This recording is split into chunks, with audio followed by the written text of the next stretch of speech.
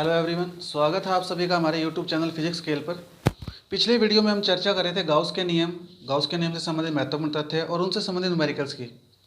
तो उसी से आगे बढ़ते हुए हम अगले न्यूमेरिकल की चर्चा करते हैं। आज एक न्यूमेरिकल है हमारे पास, चित्रानुसार एक घन है क्यूब,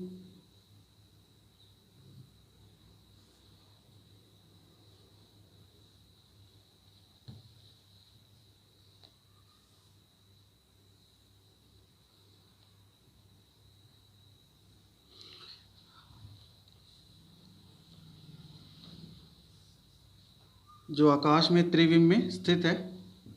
इस प्रकार से ये इसका मूल बिंदु है O 0,0। ये घन एक समान विद्युत क्षेत्र में, ये विद्युत क्षेत्र की दिशा है, ये दिशा होगी विद्युत क्षेत्र की। इस प्रकार से एक समान विद्युत क्षेत्र E में इस प्रकार से स्थित है कि जो E वेक्टर है वो E0 x i कैप की फॉर्म में है। E वेक्टर की जो वैल्यू है वो E0 x i कैप है। E वेक्टर i कैप दिशा में यानी x अक्ष की दिशा में है, और E0 जो यहाँ है कांस्टेंट है। यहाँ E0 क्या है? कांस्टेंट। और इस कांस्टेंट की एक वैल्यू है, वो वैल्यू आपके अकॉर्डिंग प्रश्न में जो आपको वैल्यू दी गई है वो वैल्यू है आपके पास E0 की 2.5 × 10⁵ 2.5 × 10⁵ न्यूटन प्रति कूलाम इंटू मीटर। ये E0 की वैल्यू आपको गिवन है अकॉर्डिंग टू क्वेश्चन में गिवन है। साथ में आपको ये गिवन है जो घन है उस घन की जो भुजा है, घन की क्यूब की जो भुजा है वो है आपके पास 1 सेंटीमीटर। हम घन की भुजा को यदि a मान लें तो उसकी वैल्यू 1 सेंटीमीटर है, तो इसका आंसर होगा 1 × 10⁻² मीटर। इसे मीटर में कन्वर्ट कर दिया हमने। तो घन चित्रानुसार एक क्यूब है, वो एक समान विद्युत क्षेत्र में इस प्रकार से स्थित है कि घन की भुजा 1 सेंटीमीटर है, और यहाँ पे जो विद्युत क्षेत्र है उसकी वैल्यू है E0 x i कैप, जहाँ E0 कांस्टेंट है और उसकी वैल्यू है 2.5 × 10⁵ न्यूटन प्रति कूलाम इंटू मीटर। तो इस घन से निर्गत कुल विद्युत फ्लक्स ज्ञात कीजिए, साथ ही साथ इस घन से परिबद्ध कुल आवेश ज्ञात कीजिए। क्वेश्चन की स्टेटमेंट में कंप्लीटली दोबारा से आपको रिपीट कर रहा हूँ। चित्रानुसार एक क्यूब घन एक समान विद्युत क्षेत्र में इस प्रकार से स्थित है कि घन की भुजा 1 सेंटीमीटर है, जबकि आरोपित विद्युत क्षेत्र E वेक्टर बराबर E0 x i कैप है, जहाँ E0 कांस्टेंट है जिसका मान 2.5 × 10⁵ न्यूटन प्रति कूलाम इंटू मीटर है। अतः घन से पारित कुल विद्युत फ्लक्स ज्ञात कीजिए, साथ ही साथ घन से परिबद्ध कुल आवेश भी ज्ञात कीजिए। तो अगर आप यहाँ देखें तो घन के 6 फलक हैं। एक फलक ये,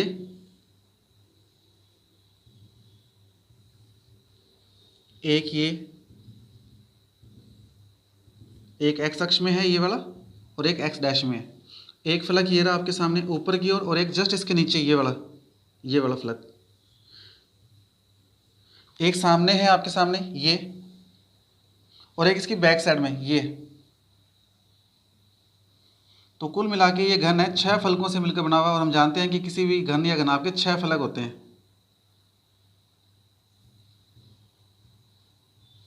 तो कुल जो फ्लक्स होगा, स्पष्ट है कि ऐसे लिखिए, क्योंकि घन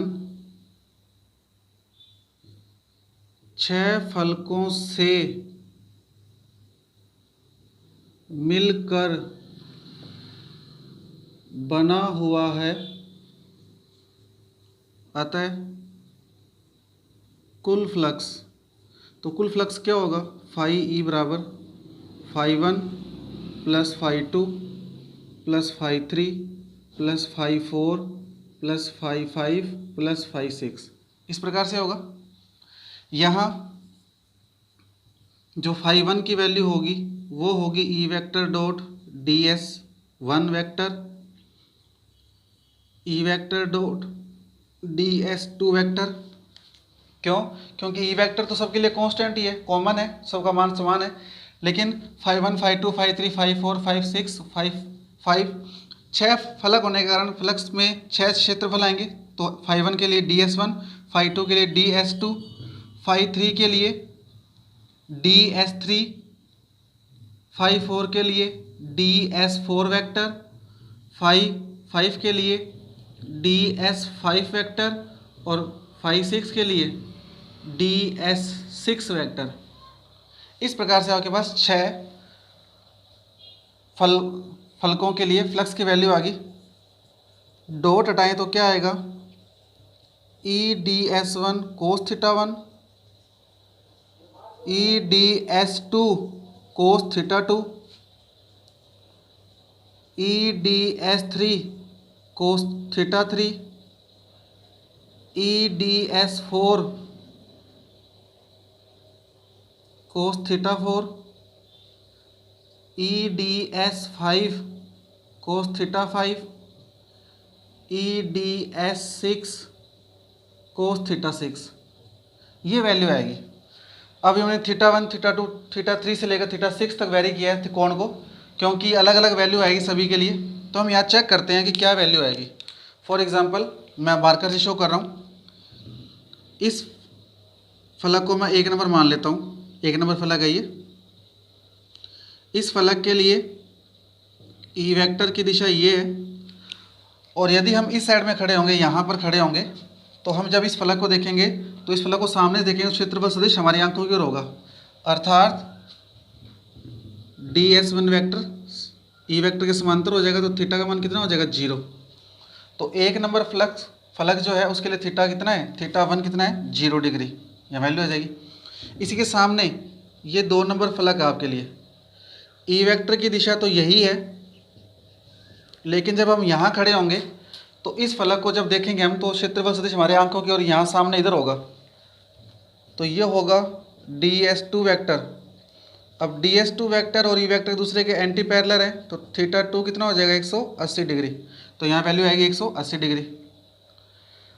अब ये घन है, इस घन के नीचे वाले फलक को हम देखेंगे यूँ नीचे से इस तरीके से, तो ये जो होगा ये 3 नंबर फलक है, और इस 3 नंबर फलक के लिए जो क्षेत्रफल सदिश होगा DS3 वेक्टर वो नीचे की ओर होगा, जबकि ई वेक्टर x दिशा में है, तो थीटा का मान कितना होगा, 90 डिग्री। तो थीटा 3 आएगा 90 डिग्री। तो यहाँ 90 आएगी वैल्यू यहाँ पर, क्योंकि नीचे के फ्लक्स को देखने पर क्षेत्रफल सदिश नीचे की ओर होगा।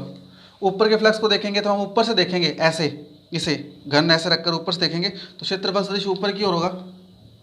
तो ये 4 नंबर फलक 4 नंबर फलक के लिए जो क्षेत्रफल सदिश होगा DS4 वो ऊपर की ओर होगा, और ई वेक्टर इस दिशा में है, x दिशा में है, तो थीटा 4 की वैल्यू कितनी होगी, 90। अब बात आती है सामने वाला फलक। सामने वाला फलक ये है, सामने वाले फलक को जब हम देखेंगे तो क्षेत्रफल सदिश यूँ होगा सामने की ओर। तो ये सामने वाला फलक 5 नंबर है, और इसके लिए क्षेत्रफल सदिश सामने होगा। अब उसे सामने दिखा नहीं सकते हम, लेकिन हम कह सकते हैं कि 5 नंबर जो फलक होगा उसके लिए भी थीटा 5 का मान कितना होगा, 90 डिग्री। क्यों, क्योंकि ई वेक्टर इस दिशा में है, ये ई वेक्टर है इस दिशा में, ये क्षेत्रफल सदिश होगा सामने की ओर, तो थीटा कितना होगा इन दोनों के मध्य, 90। तो 5 नंबर फ्लक्स के लिए क्या होगा, 90।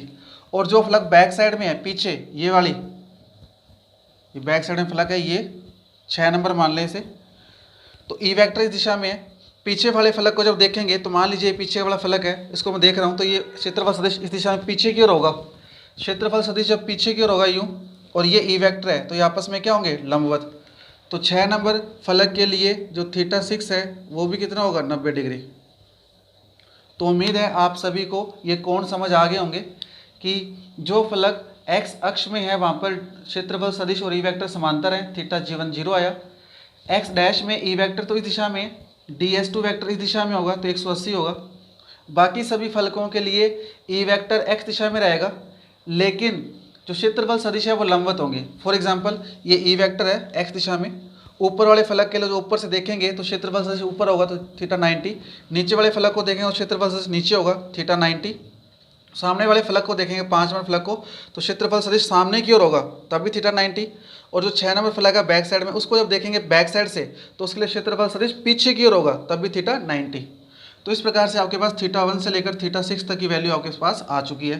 तो मैं यहाँ वैल्यू पुट कर रहा हूँ, phi E is equal to EDS1 cos 0, EDS2 cos 180। θ1 और θ2 की वैल्यू 0 180 है, और बाकी 3 नंबर से लेकर 6 नंबर तक सबके लिए 90 एंगल है। तो EDS3 cos 90, EDS4 cos 90,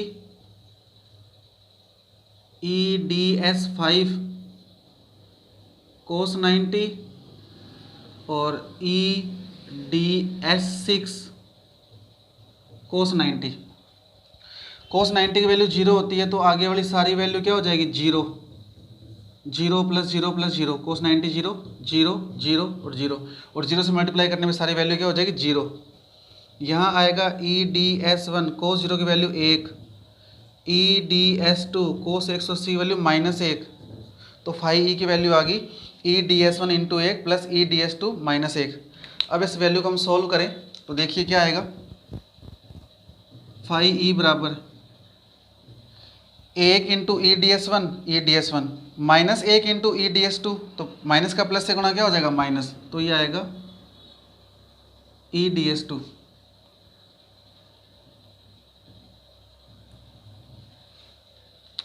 देखिए ध्यान से, अब इसका आंसर मैं रेड मार्क से लिख रहा हूँ ताकि आपको थोड़ा सा आसानी से पता लग जाए कि आंसर चल रहा है ये। तो phi e बराबर EDS1, DS1 और DS2 क्या है, क्षेत्रफल है, और घन का एक फलक, घन की सारी फलकें 6 की 6 बराबर होती है, और हम जानते हैं घन की प्रत्येक फलक क्या होती है, भुजा। तो DS1 इस फलक का क्षेत्रफल है और DS2 इस 2 नंबर फलक का क्षेत्रफल है, और घन का क्षेत्रफल होता है घन की भुजा का, घन की भुजा वर्ग होती है और वर्ग का क्षेत्रफल होता है भुजा स्क्वायर। तो E × भुजा स्क्वायर और E × भुजा स्क्वायर। हम ध्यान से देखें, ये मूल बिंदु है, इस मूल बिंदु से इस 1 नंबर फलक की जो दूरी है ये है, इतनी डिस्टेंस है ये, और ये घन की भुजा के बराबर है, और घन की भुजा कितनी है, 1 सेंटीमीटर। तो यहाँ तो आएगा E × A और इसका हो जाएगा क्यूब। दूसरा E × इस 2 नंबर फलक है, ये 2 नंबर फलक मूल बिंदु पे स्थित है। ये 2 नंबर जो फलक है ये आपकी, ये कहाँ स्थित है, मूल बिंदु पे। ऐसे है, ये इस तरह से बना हुआ है, सामने की ओर फलक है, एक बैक साइड में फलक है, एक ये फलक है, एक बैक साइड में फलक है, एक ऊपर है, एक नीचे है, एक ये दाएं वाली है और एक ये बाएं वाली। जो ये बाएं की फलक है, लेफ्ट साइड में जो फलक है ये 2 नंबर फलक मूल बिंदु पे स्थित है, और जब मूल बिंदु पे स्थित है इसकी दूरी कितनी होगी, 0। तो यहाँ आएगा 0, 0 का स्क्वायर। तो कुल मिला के आपके पास आंसर बचेगा EA3, क्योंकि 0 × A 0 हो जाएगा। तो फ्लक्स की वैल्यू कितनी आ गई, EA3। दोबारा से देख लीजिए, DS1 और DS2, 1 नंबर भुजा का क्षेत्रफल DS1, 2 नंबर भुजा का क्षेत्रफल DS2। घन की प्रत्येक फलक एक वर्ग होती है और वर्ग का क्षेत्रफल होता है भुजा स्क्वायर, तो भुजा स्क्वायर। DS1 पहली भुजा का क्षेत्रफल है, और पहली भुजा की मूल बिंदु से डिस्टेंस जो है वो यहाँ तक है, और ये घन की भुजा के बराबर है, यानी A के, तो यहाँ पे A3। लेकिन जो दूसरा फलक है DS2 जो फलक था, वो फलक यहाँ मूल बिंदु पे स्थित है, तो यहाँ मूल बिंदु से इसकी डिस्टेंस क्या होगी, 0। तो यहाँ पे आएगा 0 का स्क्वायर। तो फ्लक्स की वैल्यू आ गई phi e बराबर EA3। अब हम इस वैल्यू को सोल्व करें टोटल मिला के, तो हमारे पास क्या आंसर आएगा, देखिए।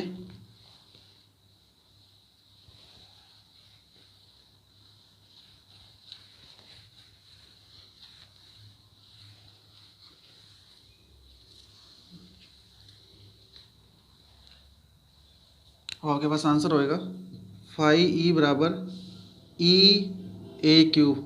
E की वैल्यू है E0 × x।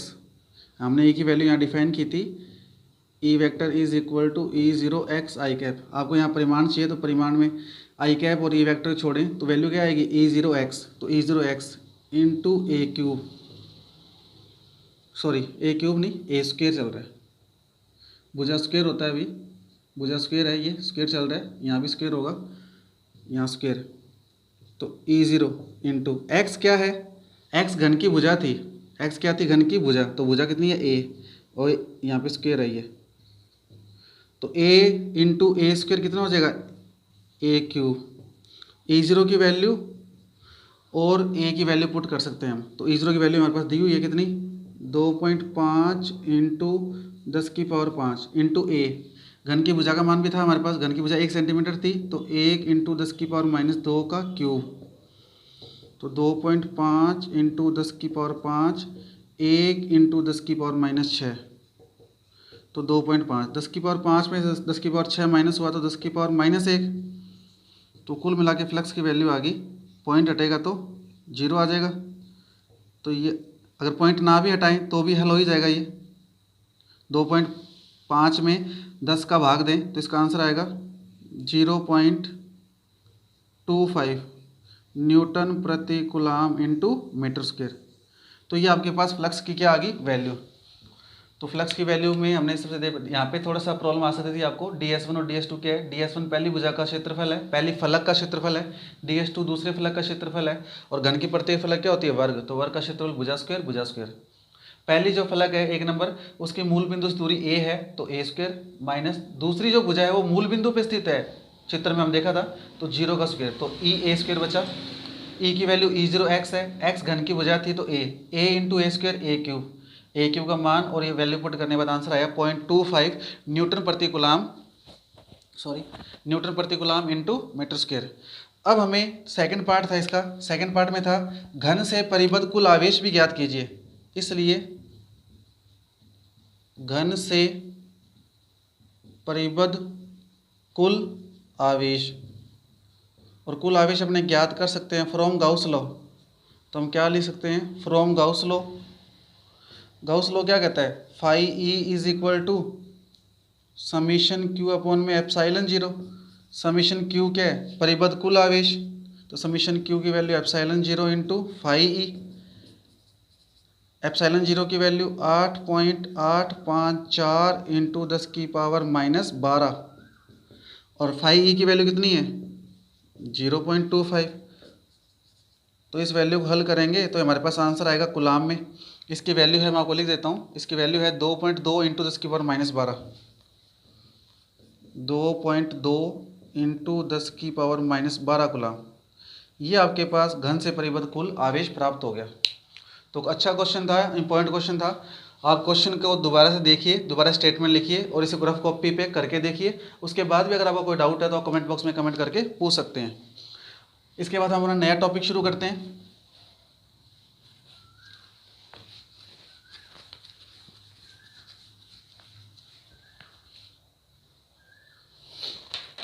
हमारा आज का नया टॉपिक है कूलाम के नियम द्वारा गाउस का नियम प्राप्त करना। कूलाम के नियम द्वारा गाउस का नियम प्राप्त करना। अब कूलाम का नियम जानते हैं, जो दो स्थिर और बिंदुवत आवेशों मध्य लगता है बराबर K(Q1 Q2 अपॉन में R²। उसके द्वारा हमें गाउस का नियम प्राप्त करना है, समीशन Q अपॉन में epsilon 0 is equal to phi E. तो हम क्या करते हैं, मानना किसी बिंदु O पर एक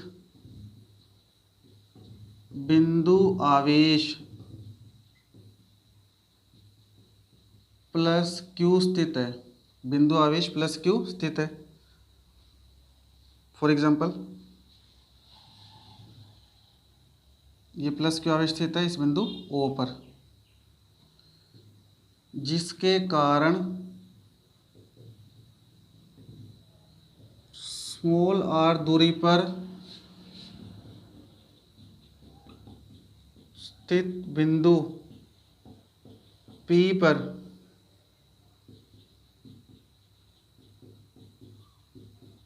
विद्युत क्षेत्र होगा। तो इसके कारण स्मॉल r दूरी पर एक बिंदु है P, और यहाँ विद्युत क्षेत्र प्राप्त करना है। विद्युत क्षेत्र प्राप्त करना है तो आपको यहाँ पे क्या रखना पड़ेगा, एक परीक्षण धनावेश प्लस Q0। तो इन दोनों आवेशों के कारण प्लस Q आवेश के कारण प्लस Q0 आवेश पर जो विद्युतीय बल लगेगा, विद्युत क्षेत्र निम्न प्रकार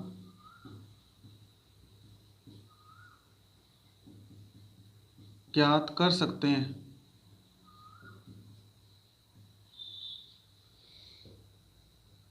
तो बिंदु O पर स्थित प्लस Q आवेश के कारण बिंदु P पर जो प्लस Q0 आवेश है उस पर लगने वाला कूलाम बल क्या होगा, आपके पास कूलाम बल होगा F बराबर K Q1 Q2 अपॉन में आर स्क्वायर होता है, तो K Q1 की जगह Q, Q2 की जगह Q0 अपॉन में आर स्क्वायर। हमें कूलाम नियम से गाउस का नियम प्राप्त करना है। कूलाम का नियम हमने लिख दिया।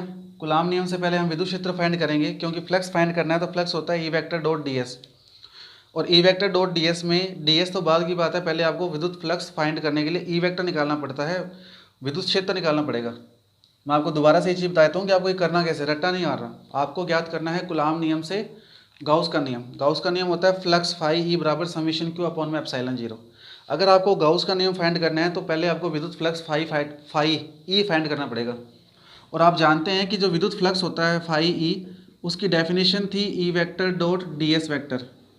तो सबसे पहले आपको ई वेक्टर फाइंड करना है, तो कूलाम के नियम से पहले हम ई वेक्टर फाइंड करेंगे। ई वेक्टर फाइंड हो जाएगा तो हम फिर क्षेत्रफल लेंगे। क्षेत्रफल क्या लेंगे वो देखते हैं बाद में, कोई गाउसियन पृष्ठ बनाएंगे काल्पनिक, फिर क्षेत्रफल लेने से फ्लक्स आ जाएगा, और फ्लक्स आ गया तो गाउस का नियम भी आ जाएगा। तो क्या करना है, पहले फ्लक्स फाइंड करने के लिए हमें विद्युत क्षेत्र फाइंड करना है, और विद्युत क्षेत्र फाइंड करेंगे कूलाम बल की सहायता से। तो F बराबर K Q1 Q2 अपन में आर स्क्वायर की सहायता से हमें ये बल मिला।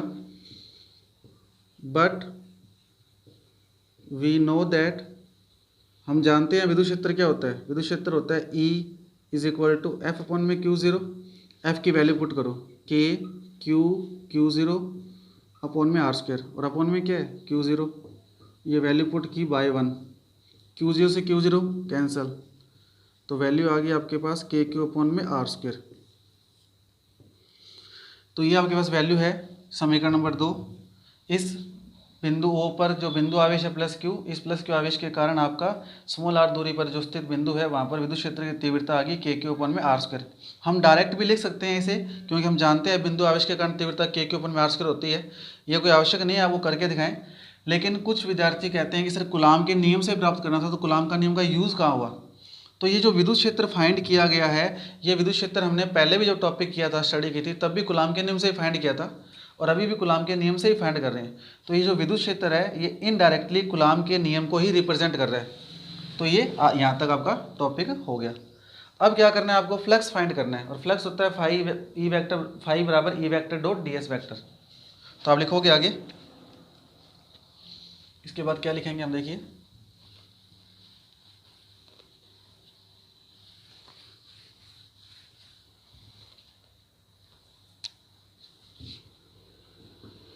विद्युत फ्लक्स ज्ञात करने के लिए, विद्युत फ्लक्स ज्ञात करने के लिए स्मॉल r त्रिज्या O को केंद्र मानकर, O को केंद्र मानकर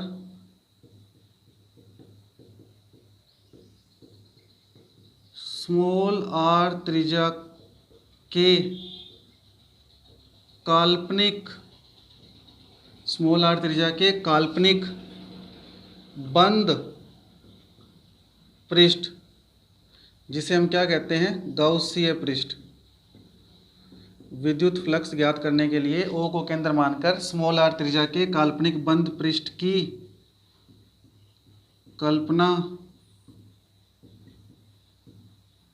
की जाती है। तो हम कल्पना कर लेते हैं। देखिए, O को केंद्र मानना और स्मॉल r त्रिज्या के बंद काल्पनिक पृष्ठ की कल्पना कर ली हमने, और इसे क्या कहते हैं, गाउसीय पृष्ठ। स्मॉल r त्रिज्या के गोलीय, स्मॉल r त्रिज्या के गोलीय काल्पनिक बंद पृष्ठ की कल्पना की जाती है। गोलाकार है ये, गाउसीय पृष्ठ जो है गोला मान लिया हमने इसे। यहाँ आपको 2D फॉर्म में दिखाई देगा ये, लेकिन ये गोला है, गोला माना हमने इसके, क्योंकि बंद पृष्ठ गोला ही बनेगा। तो हमने एक आकाश में जो बिंदु आवेश था प्लस क्यू, यहाँ पे स्मॉल r दूरी पे एक पॉइंट था, इसके कारण हमने यहाँ पे तीव्रता निकाली। अब तीव्रता निकाली है तो हमने इसके चारों ओर एक गोला मान लिया, इसके चारों ओर पूरा एक बंद गोला इस तरह से, यानी एक फुटबॉल या बॉल इस तरीके से गोला मान लिया, जो इस पूरे आवेश को क्या कर रहा है, कवर कर रहा है। तो विद्युत फ्लक्स ज्ञात करने के लिए O को केंद्र मानकर r त्रिज्या के गोलीय या गोलाकार काल्पनिक बंद पृष्ठ या गाउसीय पृष्ठ की कल्पना की जाती है, जहां एक अल्पांश ds जहाँ एक क्षेत्रफल अल्पांश ds लिया जाता है, जहाँ एक क्षेत्रफल अल्पांश ds लिया जाता है। और हमने इसी पॉइंट पर एक क्षेत्रफल अल्पांश ले लिया गोले पर, क्योंकि ये गोला है पूरा, गोला है ये,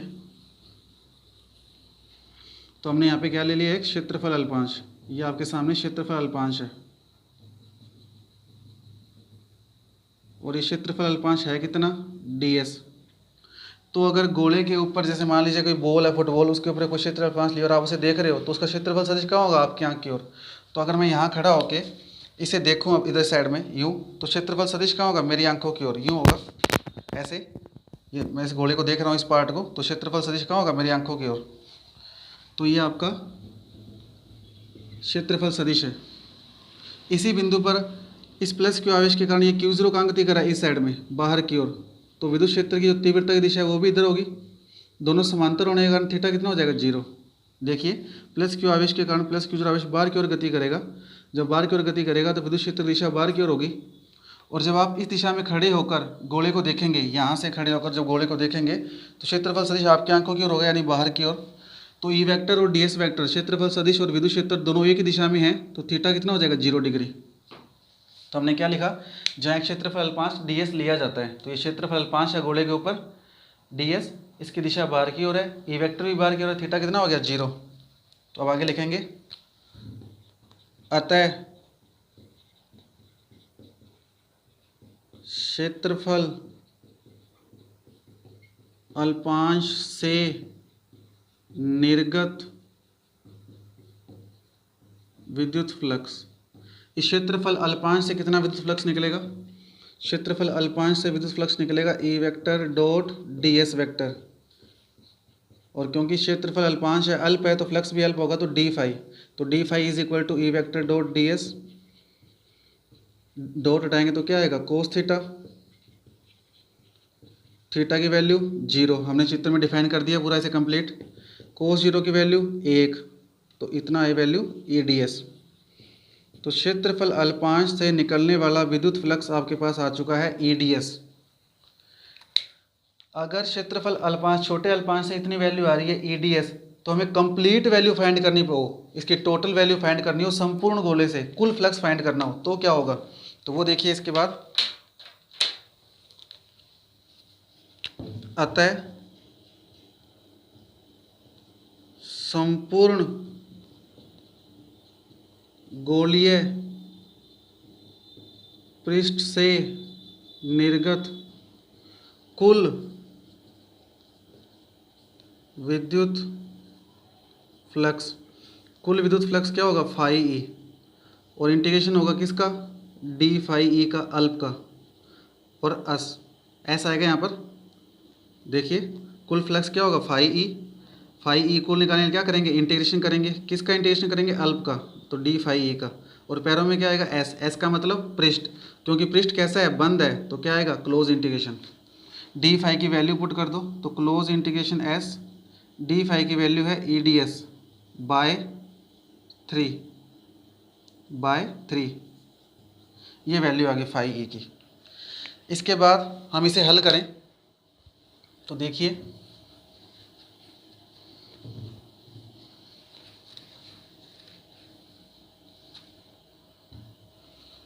क्या है, प्राप्त होगा हमें,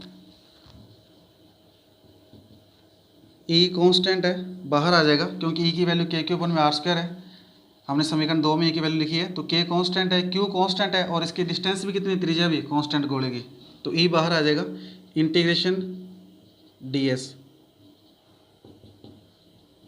इंटीग्रेशन ds का इंटीग्रेशन क्या होगा, क्लोज इंटीग्रेशन s, ds का इंटीग्रेशन क्या होगा, s। कैसे, आपको याद होगा अवकलन, x का x के सापेक्ष अवकलन 1 होता है, y का y के सापेक्ष अवकलन 1 होता है, और जब उसी का हम समाकलन करते हैं 1 का, तो क्या आता है, x के सापेक्ष x आता है और y के सापेक्ष y आता है। तो फॉर एग्जांपल आपके सामने यूँ लिखा हो, इंटीग्रेशन 1 dx, तो इसका इंटीग्रेशन क्या आएगा, x। तो आपके सामने ये लिखा हो इंटीग्रेशन 1 ds, तो इंटीग्रेशन क्या आएगा, s। तो इसके साथ मैं 1 लगा सकता हूँ गुणा में, तो इसका इंटीग्रेशन क्या आएगा, ds के सापेक्ष s, क्लोज इंटीग्रेशन का तात्पर्य सिर्फ इतना ही है कि लिया गया पृष्ठ क्या है, बंद।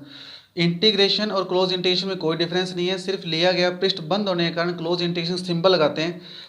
समाकलन के इंटीग्रेशन के जो भी फॉर्मूले होते हैं, जो भी आंसर आता है वही आंसर क्लोज इंटीग्रेशन से भी आएगा। सिर्फ क्लोज इंटीग्रेशन का मतलब इतना ही होता है कि लिया गया पृष्ठ क्या है, बंद। तो जिस प्रकार x के सापेक्ष एक का समाकलन x होता है, उसी प्रकार एक का समाकलन ds के सापेक्ष यानी s के सापेक्ष क्या होगा, s। तो a इंटू क्या आया, s। e की वैल्यू है हमारे पास बाई 2, e की वैल्यू है के क्यू अपॉन में आर स्क्वायर, एंड s क्या है, s है गोले का पृष्ठीय क्षेत्रफल, और किसी गोले का पृष्ठीय क्षेत्रफल कितना होता है, 4 पाई आर स्क्वायर। तो ये आएगा 4 पाई आर स्क्वायर। तो कुल मिला के से हल करें तो k की वैल्यू 1 अपॉन में 4 pi epsilon 0 into Q into R square into 4 pi R square. 4 से 4 कैंसिल, पाई से पाई कैंसिल, आर स्क्वायर से आर स्क्वायर कैंसिल। तो क्या बचा, q अपॉन में एप्सिलॉन 0, फाई ई चल रहा था फ्लक्स, और फाई ई की वैल्यू है q अपॉन में एप्सिलॉन 0। q क्या है, q इस गोले से परिबद्ध आवेश है। अब इस गोले के अंदर केवल एक ही आवेश है, बिंदु आवेश q, तो उसकी वैल्यू q ही आएगी। तो हम यहाँ लिख सकते हैं q इज इक्वल टू गौसीय पृष्ठ के द्वारा परिबद्ध कुल आवेश, क्योंकि इस स्मॉल आर त्रिज्या के गौसीय पृष्ठ ने केवल इसी आवेश को तो घेरा हुआ है, तो Q को मैं समीशन Q लिख सकता हूँ, क्योंकि ये गौसीय पृष्ठ की तरह घेरा गया कुल आवेश है। तो यहाँ क्या बनेगा इस फॉर्मूले को, फाई ई बराबर समीशन Q अपॉन में एप्सिलॉन 0। यही गाउस का नियम है, यही गाउस का नियम है। तो हमने गाउस का नियम प्राप्त कर लिया। तो गाउस का नियम आ गया आपके पास, और गाउस का नियम फाई ई बराबर समीशन क्यू अपॉन एप्सिलॉन 0 होता है, ये हमने स्टडी किया हुआ है। और ये नियम आया कैसे है, ये आया है कूलाम के नियम से। पहले कूलाम का नियम लिखा, बल लिखा, फिर विद्युत क्षेत्र फाइंड किया, विद्युत क्षेत्र से हमने फ्लक्स फाइंड किया, और फ्लक्स से क्या आ गया, गाउस का नियम। तो आज का जो हमारा टॉपिक है यहीं समाप्त होता है। मिलते हैं अगले वीडियो में अगले नए टॉपिक के साथ। अगले वीडियो में हम गाउस के नियम की एप्लीकेशन का अध्ययन करेंगे। अब आगे गाउस के नियम की एप्लीकेशन है, इस लेसन में गाउस के नियम की 9 एप्लीकेशन है, उसके बाद चैप्टर कंप्लीट होगा। 9 एप्लीकेशन के अंदर पार्ट्स हैं, उसके केस हैं। फर्स्ट एप्लीकेशन है जो उसकी, फिर 3 पार्ट है, फिर सेकंड एप्लीकेशन उसके 3 पार्ट है, फिर थर्ड एप्लीकेशन उसके 3 पार्ट हैं। तो इस प्रकार से कुल मिला के 18-19 टॉपिक हैं आपके जो गाउस के नियम के एप्लीकेशन पे हैं। बहुत आसान है, एक अगर एप्लीकेशन आप समझ लेते हैं तो बाकी सारी एज इट इज़ डिट्टो है। तो मिलते हैं नेक्स्ट वीडियो।